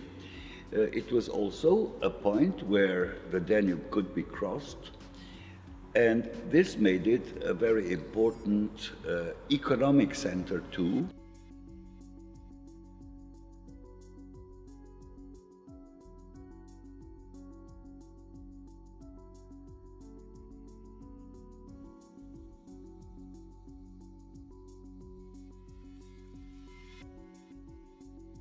Here, a lot of dwellings were researched, were excavated, but also very rich, let's say, cemetery dating back to the 4th century AD and continuing until the late Byzantine times. It is an important economic center because this area behind the hinterland of Capidava is a very rich soil land with crops of wheat and all kinds of agricultural products.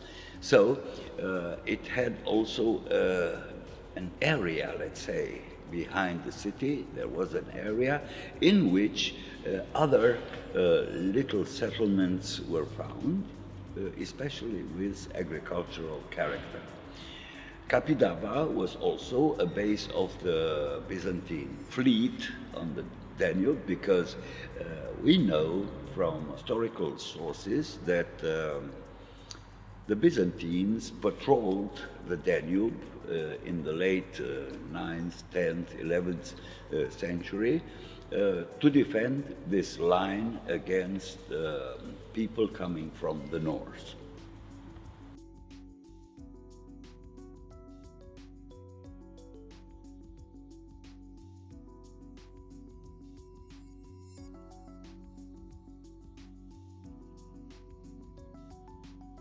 Well, restorations took place in the 60s, in the 70s. That was the first phase of restoration, of putting the objective into value, into touristic value.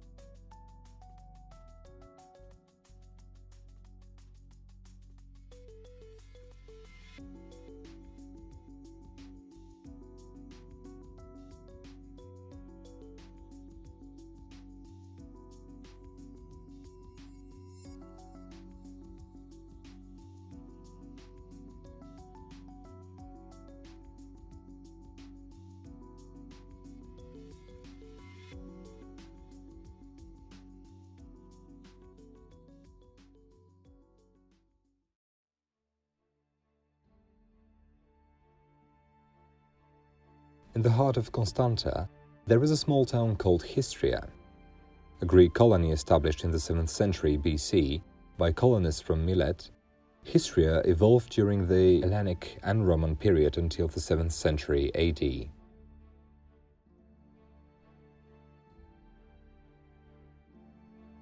The complex includes the Histria Fortress Museum and the ruins of the Greek-Roman city.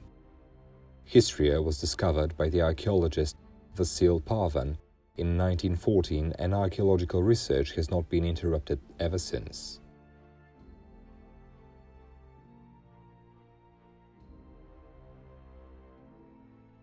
In the fortress one can see the stone wall from the Roman-Byzantine period, with towers and gates, the ancient streets and squares, foundations of basilicas, houses and stalls, Roman baths, ancient temples.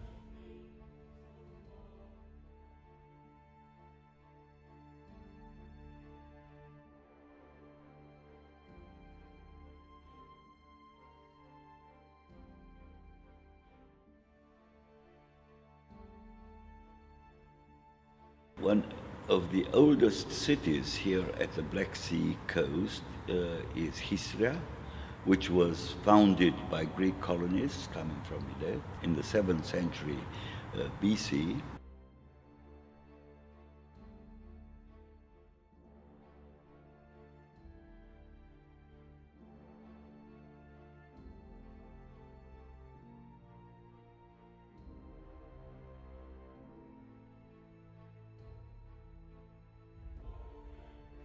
It developed as an ancient city, a poleis, as we call it, of course. During the Roman period, it continued its development because it was an important harbor through which many products of the local population or of the local inhabitants generally could be exported to the mainland of Greece or to Asia Minor.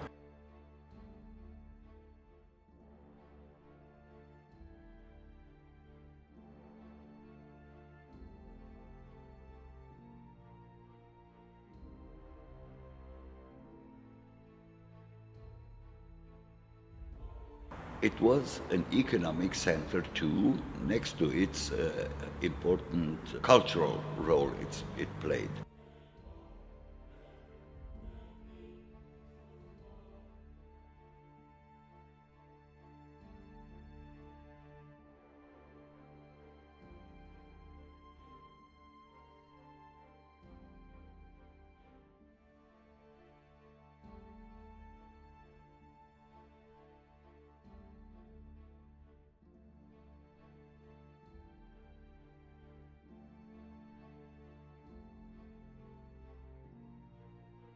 During the Roman domination here in Dobruja at the lower Danube, Histria became an important center for Christian religion.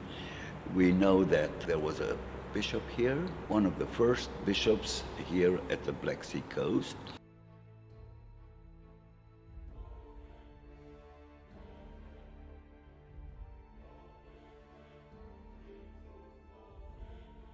An important building was found in Istria, was excavated, basilica, which probably is the bishopric basilica.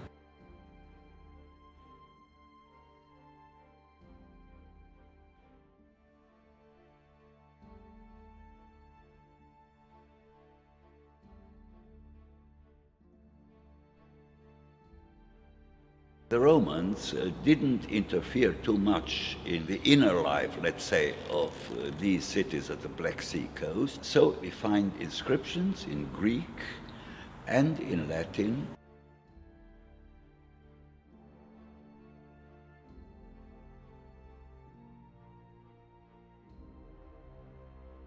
We know that there was a population which was mixed, not only locals, let's say, but also Greek and Romans who lived together there in Histria. It became an important destination, tourist destination, in the last years because restorations were undertaken, as in other places in the 60s and 70s, but also restorations, recent restorations, which put into value the newly discovered, newly excavated areas, such as the Domus area. It is an area of the city where large buildings were excavated, villas, as we know them. The temple area also is excavated during the time.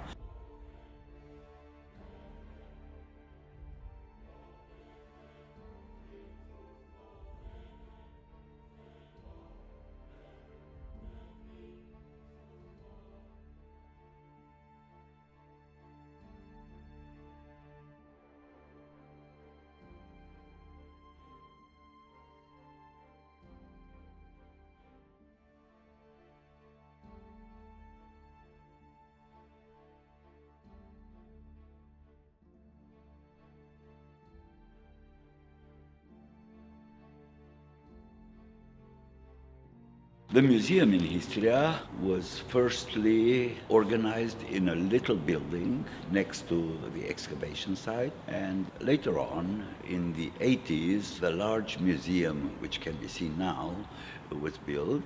In it, important discoveries are exhibited, and inscriptions and amphoras and all kinds of archaeological objects which show level of culture there and the level of people who lived there in the Greek period and then in the Roman period too.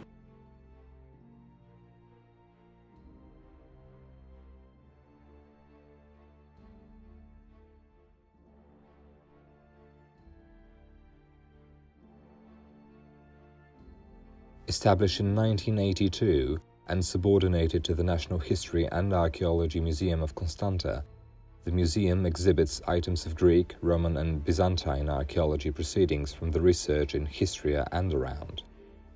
The collection includes ceramic and stone dishes, personal and domestic items, sculptures, architectural items, inscriptions.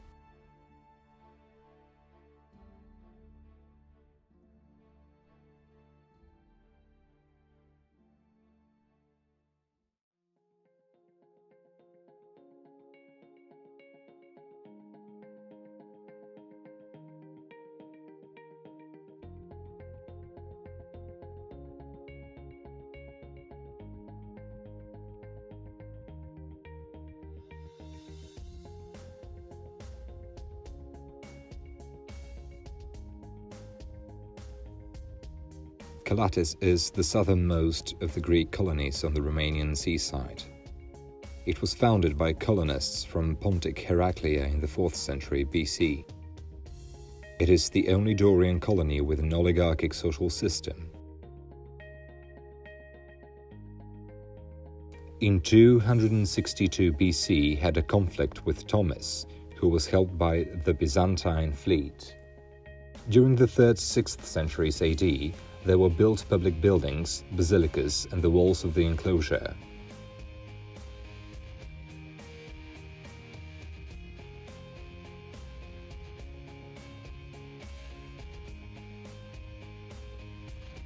The invasions of the migratory peoples led to the decline of the city until the 7th century. At Calatis was discovered the only papyrus in the country exhibited today in the museum.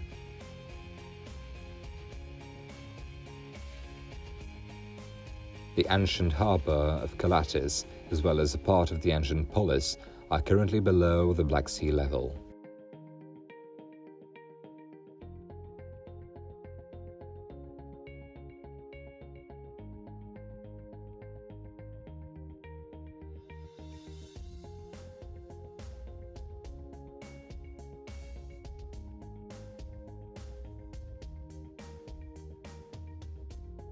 Today, some of the remains of the old Calatis fortress can be admired at the hotel in Mangalia.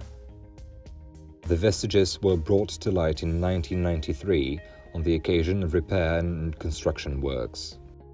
The archaeological site discovered, subsequently restored, arranged for sightseeing in the hotel lobby and the basement of the restaurant. Thus, the vestiges can now be visited, the hotel being considered the only museum hotel with archaeological vestiges in Romania.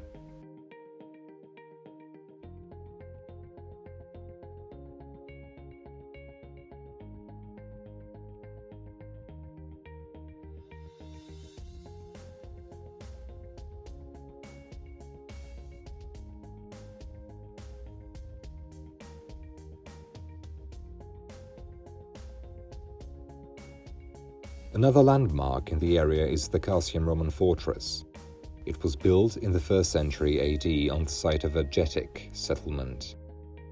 At the beginning of the 2nd century AD, during Trajan's reign, the fortress was reinforced with a stone core. Written sources mention Carsium until the 7th century, with various forms: Carsium, Carsom, Carso. Moreover, they also mention Roman military units stationed here, Ala Flaviana, the 1st Iovia Scytica Legion, with the mission of protecting the Danube crossing place. After the 7th century, the plateau hosted the medieval fortress, which was rebuilt by the Byzantines in the 10th century and then by the Genoan.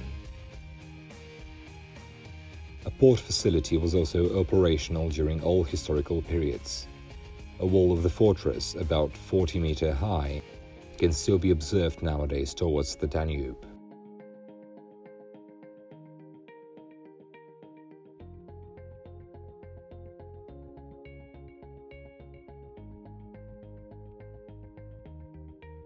The museum illustrates, with the most representative discoveries in Harsova and around, the development of the material and spiritual civilization in the Danube area, from the Neolithic to the beginning of the modern age.